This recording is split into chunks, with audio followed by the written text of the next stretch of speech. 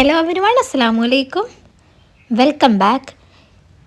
ഇന്ന് നല്ല യമ്മി ആയിട്ടുള്ളൊരു അടിപൊളി അറേബ്യൻ സ്റ്റൈലുള്ളൊരു പുഡിങ്ങിൻ്റെ റെസിപ്പിയാണ് കേട്ടോ കാണിക്കുന്നത്. ഇപ്പോൾ യൂട്യൂബ് നോക്കിയാലും ഇൻസ്റ്റഗ്രാം തുറന്നു നോക്കിയാലും ഒക്കെ ആലിയ ഭട്ടിൻ്റെ ഫേവറേറ്റ് ആയിട്ടുള്ള കേക്കിൻ്റെ റെസിപ്പിയാണ് കാണുന്നത്. ആ ഒരു ടേസ്റ്റ് തന്നെ വരുന്നൊരു പുഡിങ്ങിൻ്റെ റെസിപ്പിയാണിത്. അപ്പോൾ എന്തായാലും ഒന്ന് ട്രൈ ചെയ്ത് നോക്കണം. ട്രൈ ചെയ്ത് നോക്കിയിട്ട് എന്തായാലും ഒന്ന് ഫീഡ്ബാക്ക് അറിയിക്കുകയും വേണം. ഈ ഒരു പുഡിങ് റെഡിയാക്കി എടുക്കാനായിട്ട് ഞാനിവിടെ 1 കപ്പ് മിൽക്കാണ് എടുത്തിട്ടുള്ളത്. ഈ ഒരു മിൽക്കിലേക്ക് ഞാനൊരു 1/4 കപ്പ് പഞ്ചസാര ഇട്ട് കൊടുക്കുന്നുണ്ട്. പഞ്ചസാരൻ്റെ അളവ് കുറച്ച് കൂടുതൽ തന്നെ എടുക്കാനായിട്ട് നോക്കുക. പിന്നെ ഇതിലേക്ക് ഞാൻ 1/4 ടീസ്പൂണ് കോൺഫ്ലവറും എടുക്കുന്നുണ്ട്. കോൺഫ്ലവറിൻ്റെ അളവ് എന്തായാലും കൂടി പോവാണ്ട് നോക്കണം. അപ്പോൾ ഇത് ഞാൻ പച്ചവെള്ളത്തിലാട്ടോ മിക്സാക്കി എടുത്തത്. തീരെ കട്ടയൊന്നുമില്ലാണ്ട് നന്നായിട്ട് മിക്സാക്കി എടുത്തതാണ്. എന്നിട്ട് ഈ ഒരു പാലിൻ്റെ മിക്സിലേക്ക് ഞാൻ ഈ ഒരു കോൺഫ്ലവറിൻ്റെ മിക്സ് ഒഴിച്ചു കൊടുക്കുന്നുണ്ട്. കുറച്ച് ഒഴിച്ച് നോക്കി മിക്സ് ആക്കിയതിന് ശേഷം ബാക്കിയും കൂടി ഒഴിച്ചു കൊടുത്തതാണ്. എന്നിട്ട് ഈ ഒരു മിക്സ് ഞാൻ ഫ്ലെയിം ഓണാക്കി അടുപ്പത്തേക്ക് മാറ്റി കൊടുത്തിട്ടുണ്ട്. എന്നിട്ട് നന്നായിട്ടൊന്ന് ഇളക്കിയെടുക്കുന്നുണ്ട്. പിന്നെ ഇതിലേക്ക് ഒന്നുകിൽ വാനില എസൻസ് ഒഴിച്ചു കൊടുക്കുക, അല്ലെങ്കിൽ ഏലക്കായൻ്റെ പൊടി എടുക്കുക. ഞാനിവിടെ ഏലക്കായൻ്റെ പൊടിയാണ് എടുത്തിട്ടുള്ളത്.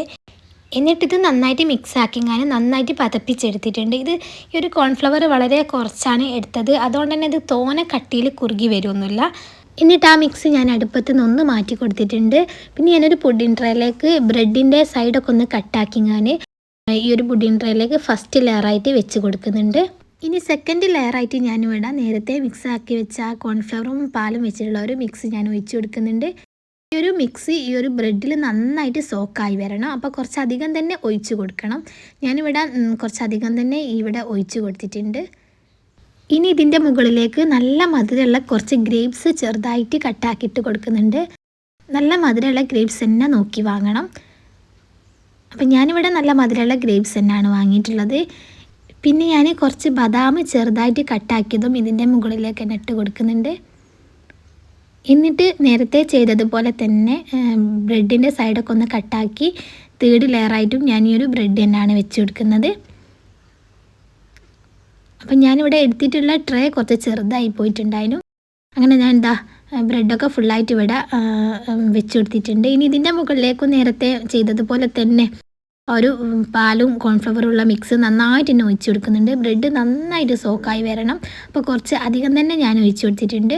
ഇതിലേക്ക് കയ്യിൽ ഏത് നെഡ്സാണ് ഉള്ളതെന്ന് വെച്ചാൽ അതിട്ട് കൊടുത്താൽ മതി. ഇങ്ങനെ നെഡ്സ് ഇട്ട് കൊടുക്കുമ്പം ഇത് കഴിക്കുമ്പം ചെറുതായിട്ട് കടിക്കാൻ കിട്ടുമ്പം ഒരു പ്രത്യേക ടേസ്റ്റ് തന്നെയാണ്.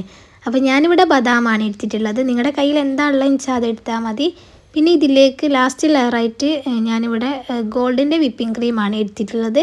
ഇത് ഞാൻ വളരെ കുറച്ച് മാത്രമേ എടുത്തിട്ടുള്ളൂ. ഇതിലേക്ക് എക്സ്ട്രാ ഷുഗർ ആഡ് ചെയ്ത് കൊടുക്കേണ്ട ആവശ്യമൊന്നുമില്ല. ഇത് നന്നായിട്ട് ബീറ്റ് ചെയ്തെങ്ങാൻ ഇതാണ് ഞാൻ ലാസ്റ്റ് ലെയറായിട്ട് ഇതിൻ്റെ മുകളിലേക്ക് ഇട്ട് കൊടുക്കുന്നത്. അപ്പോൾ ഞാൻ ഒരു ക്രീം ഈ ഒരു ഹൈറ്റിൽ ഞാൻ ബീറ്റ് ചെയ്തെടുത്തിട്ടുണ്ട്. എന്നിട്ട് ഇത് ഫുള്ളായിട്ട് ഇതിൻ്റെ മുകളിലേക്ക് ഇട്ട് കൊടുക്കുന്നുണ്ട്. എല്ലാ ഭാഗത്തേക്കും എത്തുന്ന രീതിയിൽ കുറച്ച് കട്ടി തന്നെയാണ് ഞാൻ ഈ ഒരു വിപ്പിംഗ് ക്രീം ഇതിൻ്റെ മുകളിലേക്ക് ആക്കിയത്. പിന്നെ കുറച്ച് ബദാം ചെറുതായിട്ട് കട്ടാക്കിയതും അതുപോലെ കുറച്ച് ഗ്രേപ്സും പിന്നെ ഇതിൻ്റെ മുകളിലേക്ക് സ്ട്രോബെറി ഇട്ട് കൊടുക്കുന്നുണ്ട്. സ്ട്രോബെറിയാണ് ഈ ഒരു പുഡിങ്ങിന് ഹൈലൈറ്റ് കൊടുക്കുന്നത്. അപ്പോൾ ഞാൻ ചെറുതായിട്ട് തന്നെ കട്ടാക്കിങ്ങാൻ നന്നായിട്ട് തന്നെ സ്ട്രോബെറി ഇതിൻ്റെ മുകളിലായിട്ട് ഇട്ട് കൊടുക്കുന്നുണ്ട്. എന്നിട്ട് ഇതൊരു 3 മണിക്കൂറെങ്കിലും ഫ്രിഡ്ജിൽ വെച്ച് നന്നായിട്ട് തന്നെ തണുപ്പിച്ചെടുക്കണം. നല്ലോണം തണുത്ത് വന്നാലാണ് ഈ ഒരു പുഡിങ് കഴിക്കുമ്പം അതിൻ്റേതായ ടേസ്റ്റ് കിട്ടുക കേട്ടോ. അപ്പോൾ ഇതൊന്ന് ഫ്രിഡ്ജിലേക്ക് മാറ്റി കൊടുക്കുന്നുണ്ട്. ഞാൻ ഈ ഒരു പുഡിങ് നന്നായിട്ട് തണുപ്പിച്ചെടുത്താരെയാണ് കേട്ടോ പുറത്തേക്ക് എടുത്തത്.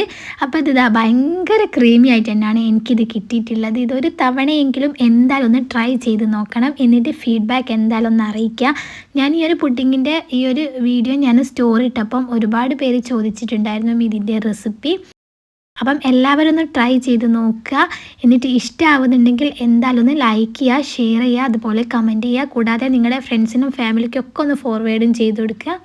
അപ്പോൾ ഇൻഷാ അല്ലാഹ് ഇതുപോലത്തെ നല്ല നല്ല റെസിപ്പീസൊക്കെ ആയിട്ട് ഇനിയും വരുന്നതാണ്. അതുവരേക്കും ബൈ ബൈ, അസ്സലാമു അലൈക്കും.